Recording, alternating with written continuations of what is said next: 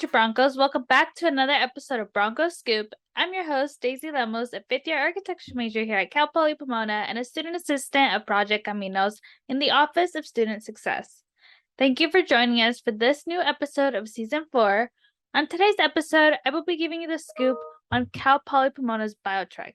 This is one of my favorite places on campus, so I'm really excited to share with you guys what the BioTrek is and the many locations it has. I would like to introduce you to two very special guests joining us today. Can you both please introduce yourself and your role at Cal Poly Pomona? My name is Dr. Ed Bobich, and I'm the curator of BioTrek and also a professor in biological sciences.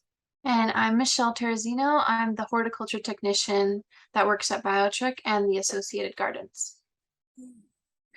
So to our future Broncos whom are not yet familiar with the campus, can y'all explain what the BioTrek is and where on campus it's located? It's right behind me right now, but if you guys could kind of explain to students where they can find the BioTrek.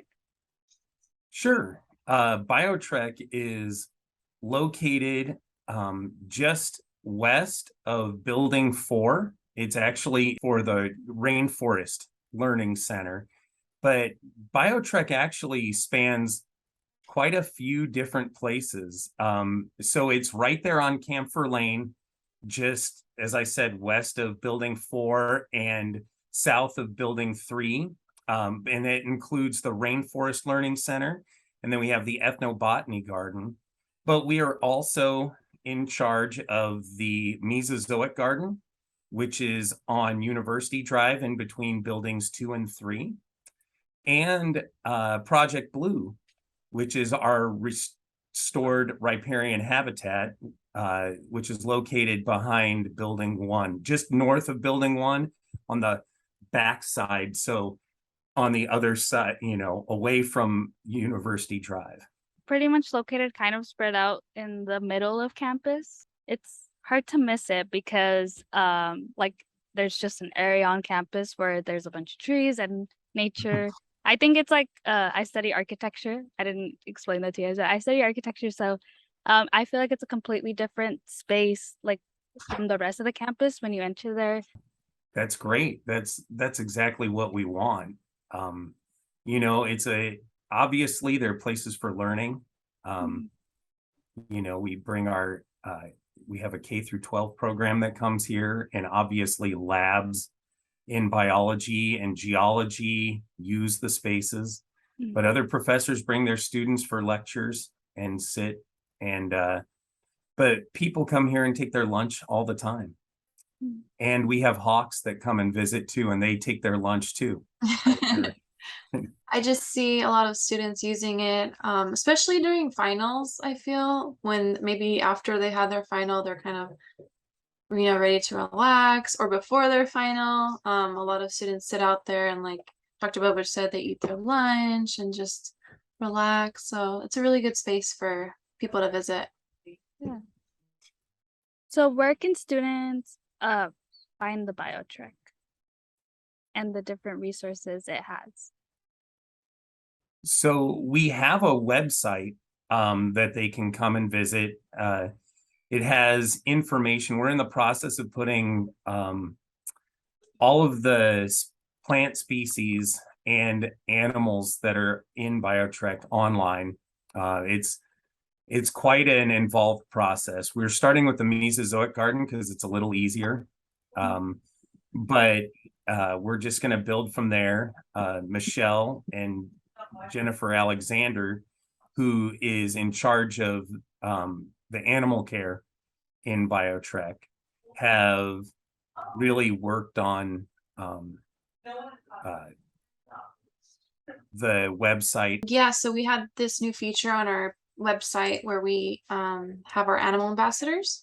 So when students come and visit the animal area in BioTrek, we have these little signs on the top and QR codes, so they can scan that and it'll actually take them to this page that we have, and it'll explain more about this certain species of animal. We also, what Dr. Bobich was saying, we're working on our plant database as well, so we'll have QR codes on our new signage that we're getting soon for the Mesozoic Garden, so students will will be able to scan the QR code. It'll take them to the plant and then explain a little bit about the history of the plant or the ethnobotany of it. And you Yes. can come in to the facilities. I mean, the gardens are always open. I mean, there are no gates or anything anybody has to go through. So, you know, if you're over at building 1, you can stop by the Project Blue, which really is a natural phenomenon. I mean, we have natural springs coming out of the hillside there. And at one time it was just covered in weeds. And we have a nice channel in there now. Water flows through. There are fish in there that to control the mosquito population, but all of the plants around there are plants that you would find locally in riparian habitats, so stream habitats. If you go inside the Rainforest Learning Center, not only are you going to see a boa constrictor and you know, our famous Galileo, now semi-famous anyway for the naming contest. You know, I mean, how many other places on campus can you see an iguana when you walk into the building? Oh, I just saw him. Yeah. He scared me because I like didn't expect to see something when I came in, and then I was like, oh my God. But I took a video of him. He looks so cute. Yeah. I I love mean, he's great, you know, Yeah. but you can go inside the rainforest then and see the caiman, and then we have cacao plants in there. I mean, you know, so many, and there's signage everywhere to learn about these plants. So it's really, you know, it's an educational experience, but you don't feel like you're having the education rammed down your throat, right? Sometimes we want to learn something, but at our leisure. We've shared a little bit about the BioTrek, but what can students expect from their visit to this area?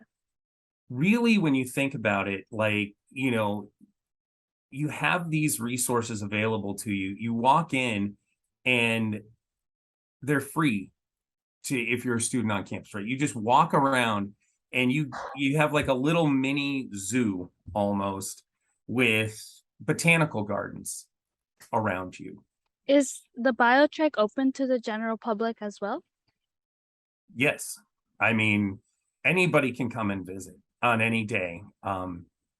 As long as Michelle is over at the greenhouse, the greenhouse is open, and as you know, people are free to go in and out, and all people have to do is pay for parking, you know. So really, for $8 you can go and see 4 gardens.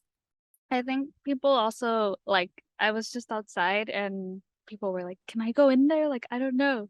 Like, can we go in? Like, but yeah, it's open and it's free and you can just walk in and see everybody. Like you walk in and there's sorry, I forgot, was it Galileo? There's Galileo Yes. ready to greet you, and the snakes as well. So yeah, like you can just walk in. People, like I saw some students and they were like, can we go in? Can we not? And I was like, you can go in, you can go.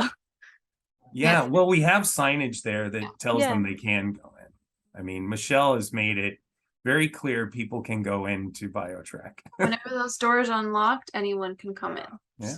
It's open to you guys to use. Yeah. How does the BioTrek play a role in student research and learning? We've shared a little bit. There's classes, which I actually just found that out today. I didn't know there was classes inside this building, but there is. Oh, yes. So especially with learning, there are 2 classes on the books right now that utilize BioTrek quite a bit. I mean, they're just based at BioTrek more or less. One of them is Interpretation of Science, which is a service learning course, and it has an activity. And you actually are trained in there to become a scientific interpreter. So someone who works with the general public in basically getting the, you know, scientific information to them. It is different than teaching a lecture, I can tell you that. You know, when you're a student, you plop down your money and you're like, okay, teach me, and I'm going to teach you at a certain level. But your average person can't learn at that level, right? They're not science majors. They don't have the background Maybe they don't have the interest. If you start getting too technical, obviously they're going to be bored. And so in scientific interpretation, you're basically learning, hey, how do I get this message to the people? And people in that course, if you're wondering like what scientific interpreters do, they can work at museums, botanic gardens. They can work at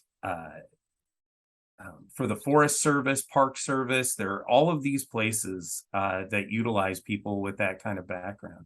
There's also a class, and I don't know when we're going to teach it in the future, but hopefully sometime soon, in ethnobotany. Obviously, we have an ethnobotany garden, so it only makes sense that that would be utilized quite a bit. And if you go and you look at the signs for those plants, each one of them has information on how the native Tongva and other Native American groups in California use those plants. So yeah, we have a K through 12 program, and we have just big groups from different schools come by, and basically we have interpreters, our students here that give them a tour, and we have 5 different stations that they go to. So we have our museum area, which is on the 2nd floor of this building. We have the ethnobotany garden where they do acorn grinding. We have the Mesozoic Garden.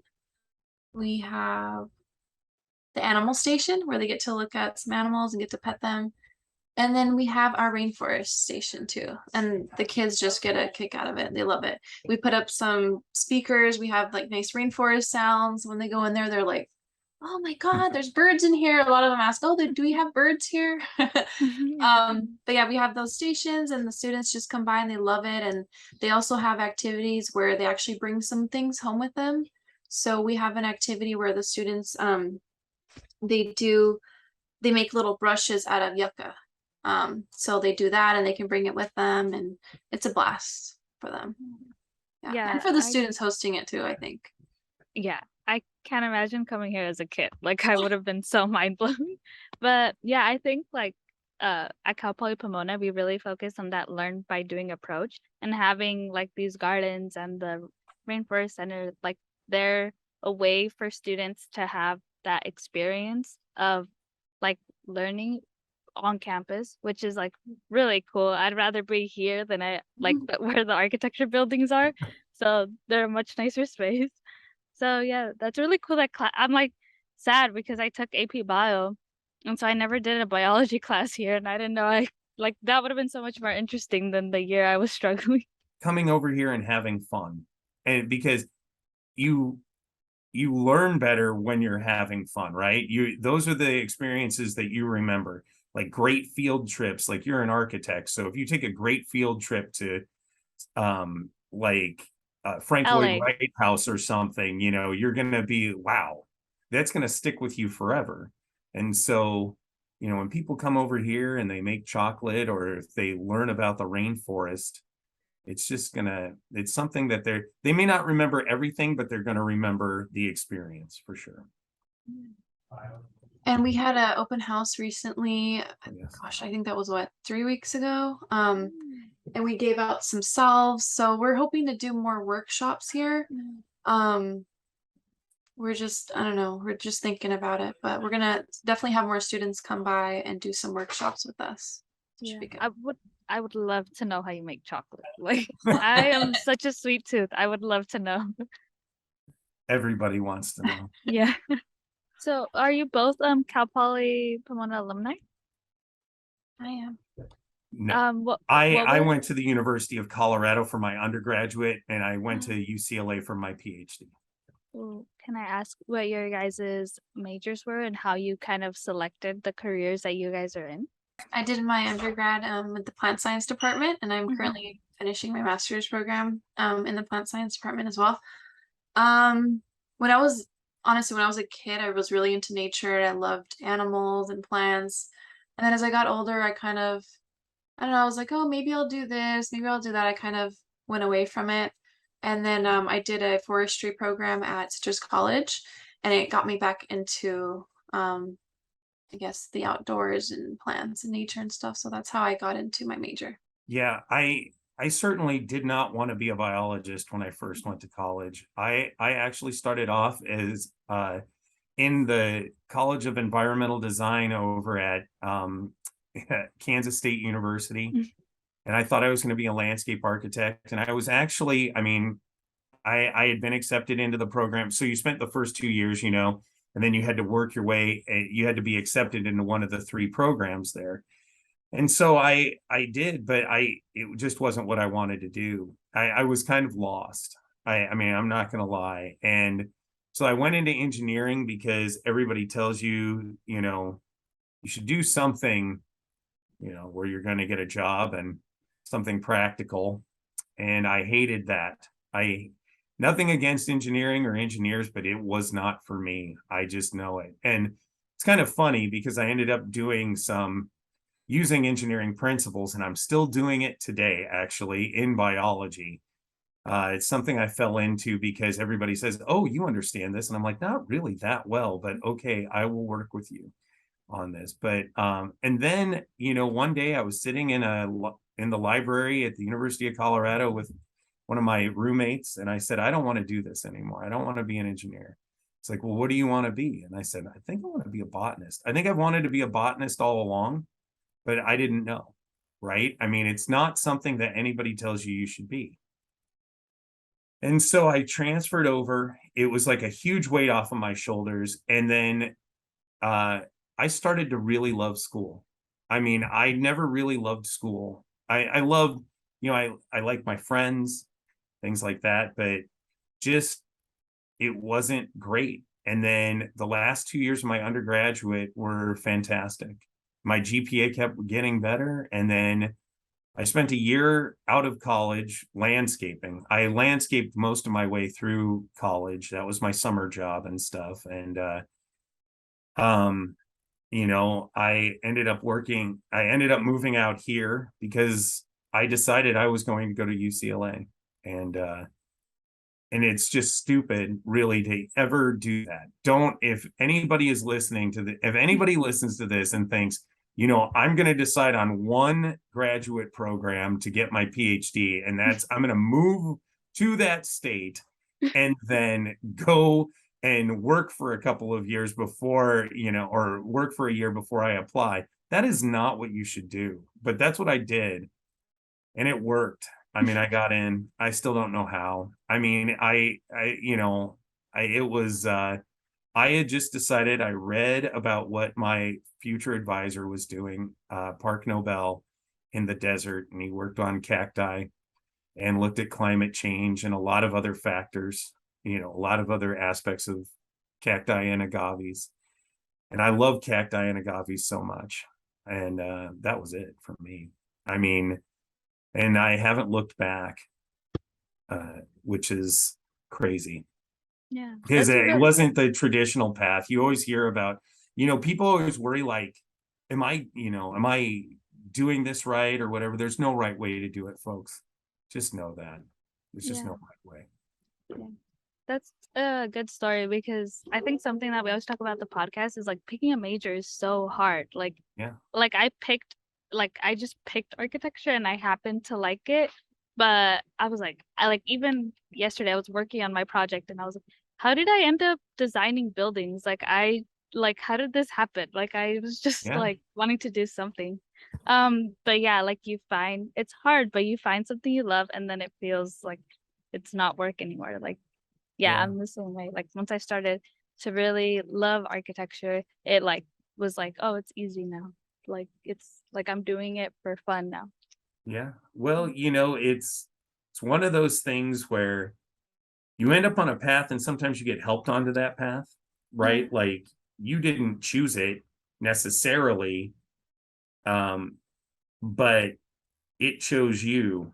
And, with me, it was, I tried I tried other things and I was just, I'm like, why don't I work with plants? I like them. But I mean, who tells you, my dad wasn't sitting there saying, Ed, you should become a botanist. I mean, that's where I see your future. My dad was a businessman. That has been the last thing out of his mouth. Yeah, I still don't. I mean, he tries to understand what I do and I applaud him for it. but I still don't think, well, my mom and dad still don't really understand what I do. They just know that I work in the desert a lot and I do research on trees and shrubs and cacti. So one of my favorite places was the Rainforest Learning Center. I shared with you guys that I came before the episode started, that I came when I was it was the summer before I started my first year, and I was just so amazed by the center. But I was really amazed because there was a little snake called Balder, and I'm very terrified of snakes, but he was just really cute, and like that made me be like, okay, they're not all that bad. He's really nice. But what other animals could our viewers expect to find in the BioTrek? We've shared a few, but what other ones can students find? So we have Wren, who's our Solomon Island skink. Wren is about, I think, 2 years old. So we have Galileo, our iguana. We have the tokay geckos. I think their names are Bonnie and Clyde, but I'm not exactly sure. Oh, that is so I'm cute. not sure. Then we have David boa. He's our boa constrictor. And then we're hoping to get some really cool little monitor lizards in there as well. Some Ackie monitors. They're very active. A lot of the animals we have right now are just, they don't do too much. Galileo actually, he climbs a lot. He's pretty active. But those Ackie monitors are going to be pretty entertaining. They're going to be kind of crazy. Yeah. They'll be fun. I love the iguana. It was like, it looked like my cat. Like my cat would really want to climb. Like, yeah, and that it's around the same size as my cat too. So yeah. Yeah. Oh, and I can't forget our Caimans, our dwarf Caimans. We have Jakari and Lara in there as well. They're two sisters, two female Caimans in there. That's And they, like, if you come later in the afternoon, they're usually out on the rock. Like in the morning, there's too much activity. Yeah. Like we're cleaning up in there and the students are in and out a lot. And so what they do, they just can't handle it and they'll go in the water. Especially Laura. I mean, you can't hardly see her, but in the afternoon, I have so many pictures of them hanging out together on the rock, and they're just chilling, and you can see that they just love each other's company. And yeah, it's a lot. It's really nice. Yeah. And I think oh yeah. Yeah. They have a really cool like space where they're living, so I would be happy there too. Yeah. Well, they get to hide underneath those roots and stuff too that come off of the monsteras that are growing above them. So they get like, they have little places. And actually, even I don't know if Laura still does it, but I think Laura used to hide up in the rocks too. And not as much anymore, but yeah. But yeah, sometimes you'll see her on the back of the enclosure on the rocks. Just hanging out. Yeah. Just hiding, I think, more than anything. Yeah. That is so cute. Okay, so lastly, any other tips for prospective students or families that are planning to visit the center? And are you guys on IG, or how can people connect with you? Well, I would visit the BioTrek website. We have directions to the center, to the learning centers, and really where to park. What I would do is, you can come anytime you want. If you want to see the animals, you have to come during the week, though. No later than 4:00 usually. And I would just come ready to learn and just enjoy yourself, walking around. If you plan it right, if you start down where you're sitting actually, and you start over by the palm trees, that you're right over by the palm oasis that we have over there, which is representative of so right there, yeah, there's the palm oasis. You start there and you walk in a certain way. You can go from Baja California through the Channel Islands, and then through the chaparral and coastal sage scrub, and up to the temperate rainforests of California. and then back through to the mountains and the riparian habitats, the stream habitats of the mountains, and to an oak woodland. And that's just what we have. And actually in the future we're going to, and we didn't mention this, but we're in the process of getting the materials to build a key, which is the native Tongva house over at the sort of by where building 7 and 2 are, so right across from there. So we're constantly adding things, and we're going to have a nice display with that. And hopefully we have a celebration of that in 2023, because some people, I don't think a lot of people know this, but that garden was there was a dedication by the native Tongvans in 2002. And so we're hoping that they come back and rededicate the garden for us next year. That sounds so exciting. Well, hopefully that all happens. I'm like, I'll still be here, but I actually graduated in 2023. I was like, I'll be in building 7, but I forgot. I'm like a senior. I'll still come see it. It's okay. Okay. But yeah, thank you guys both so much for joining us for the episode. Is there any last things you want to say about the BioTrek before we end this? Not much, other than if you have any questions, please email us. We have our email address on the website. And so if people have any questions about the gardens, they can certainly contact us that way. And we're pretty good about answering the emails, and within a day or two, we always get to them. So. And you can also follow our Instagram. You can find us on the Contact BioTrek link. We're not posting too many posts, but we're starting to post more stories on there too. So if we have events coming up, we'll post it in our stories. So yeah, definitely follow us on there. And I think that's it on my side.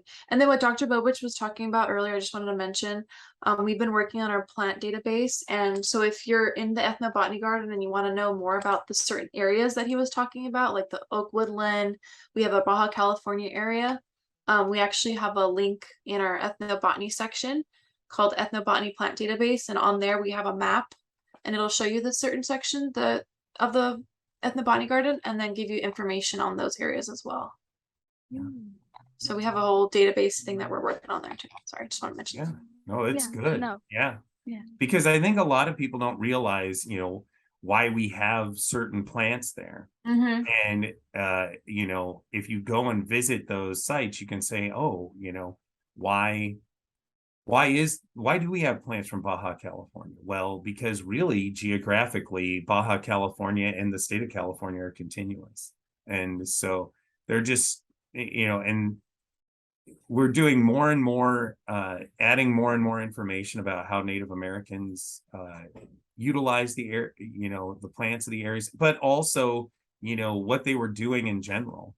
And so it's BioTrek is constantly changing. That's the one of the great things about it. And, that keeps us motivated too, right, Michelle? We're not bored over here. That's for sure. That is true. There's always something to do here. No question. Right. Yeah. Well, thank you both so much for joining the episode. That's it for today's episode. Thank you so much for joining us, and I hope you enjoyed the scoop.